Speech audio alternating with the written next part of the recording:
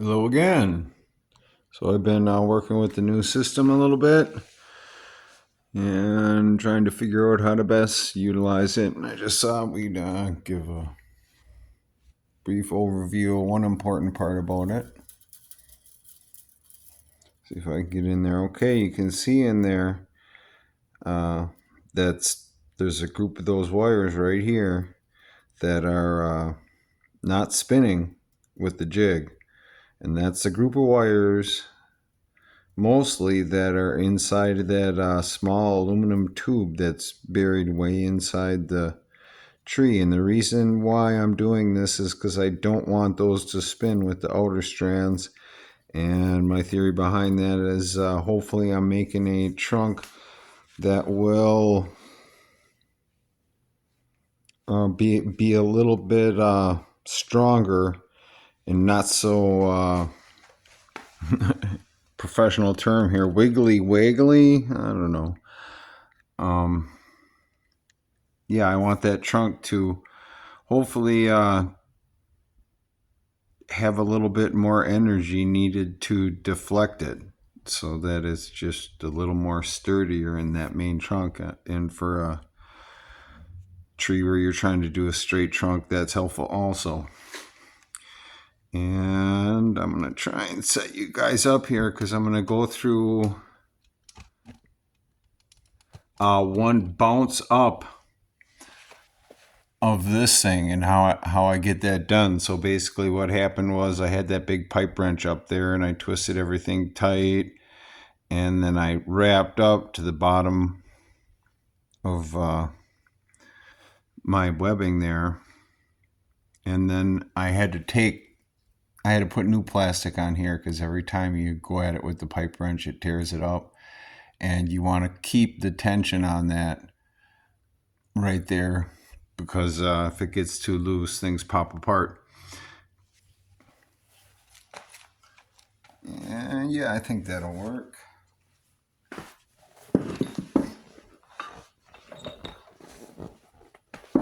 Get into position here. And okay, so the first thing I usually do if I'm going to start twisting up a little bit more is I get up here with these guys and I give it a little bit of pre-twist. And that way I can kind of see, and I will get in there, get my nose up in there and make sure that all the wires are doing what I want. And there's, a good pattern but not pattern in there. And then the next thing I do is I'll twist this to loosen it. So we're going the opposite way of the wire. And you can see it start to move down a little bit there. Ooh, sorry for the screech.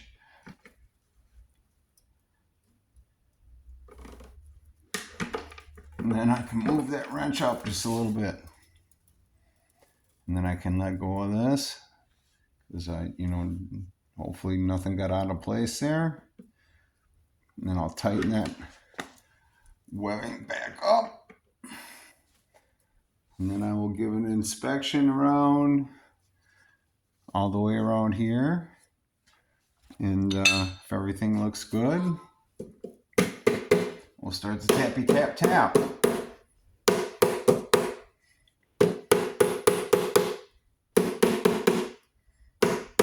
And of course, after I'm done shooting the video, I'll get my ugly mug in there and inspect all this again. But I think I can kind of feel it too, and it feels pretty good.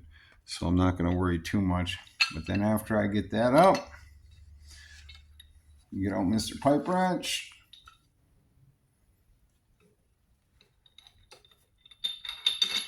And we tighten it up. I like to get the jaws all the way forward. I want the back half of the top part to be right against the back of the trunk.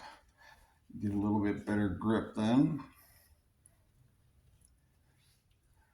Then I just get in there and start, and does it feel tight enough to really do anything? Maybe try and tighten it up a little more. And then you probably see me do this in other videos. You kind of bounce it.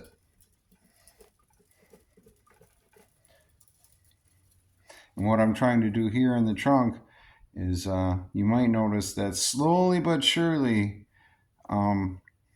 they're twisting more.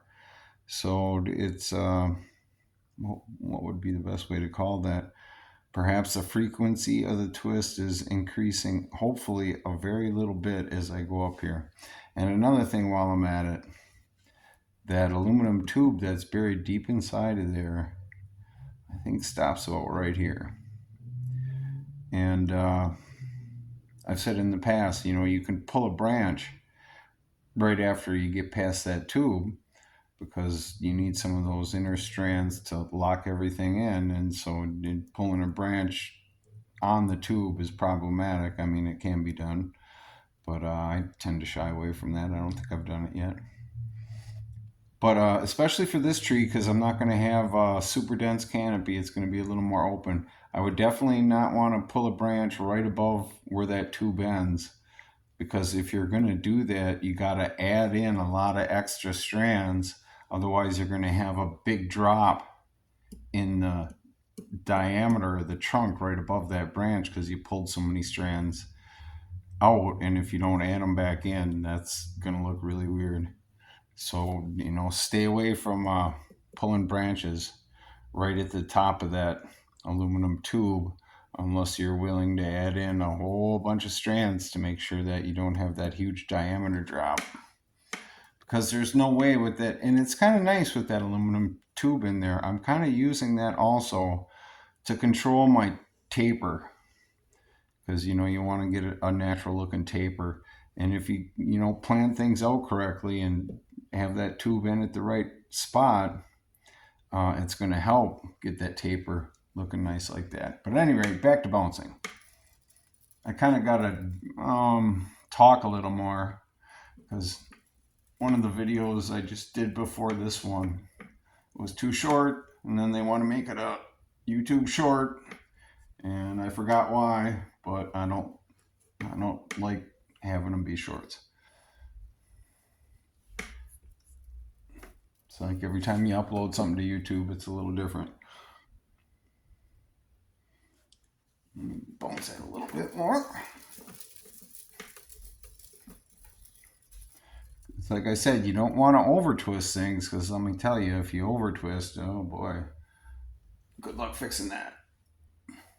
And then we'll loosen up our wrench a little bit. Be really careful taking it off so we don't scratch the wire below it. And then have a look. I'll feel with my fingers if there's any sticking out, any wires really sticking out far. We got to decide whether we are okay with that or not. And once again, I got to shut off the video, because I'm going to get in here and really look close, because before I finish it off, I can back up a little bit if need be and adjust any wire that's out of place. I can take this right off of there if need be. Hopefully I won't have to. I don't think I will. It feels pretty good around here. And then I'm going to look at it for a while, because I think right about here I'm going to want to pull that first branch, and then I'll shoot some more video of how we're going about doing that, because this thing up here is also going to be incorporated into the branches. And I think once I end up having to build a new stand, because I'm going to go with more distance here, and I can't really do it because I'm running into the walls of the stand with some of these already. But when I start a tree with like 600 strands or something crazy like that, I think this is what's going to allow me to do it, because it's really helpful for preventing tangles. And maybe I could pull off this tree without using this. I mean, it's not completely necessary, but I wanted to try it on a small scale and work out the kinks. And this part right here, where I'm able to slide this up and down, this makes a difference too on how this works. Because say if you pull it up way up there and you twist on this, you're actually probably going to get a little less frequency in the twist. It's going to straighten out a little bit because the forces involved in the wire. And then if I want to have a higher frequency of twist, I can just move it all down here because the spread of this cone right here seems to, affect how that frequency is going to come out. When it's down lower, if I really twist on it hard, it tends to not slip as much. Maybe it would be the best way to say. Yeah, I think that's what's doing it. It tends not to slip as much, so I'm getting more out of every energy I put in there. I'm getting a little bit further twist because it's not the wrench isn't really slipping at the very top. But I'm still working out, and here you can see anytime you put that wrench on there, the more you twist, the more that gets destroyed. So if it starts looking really ratty, you might want to replace it. Thanks for watching.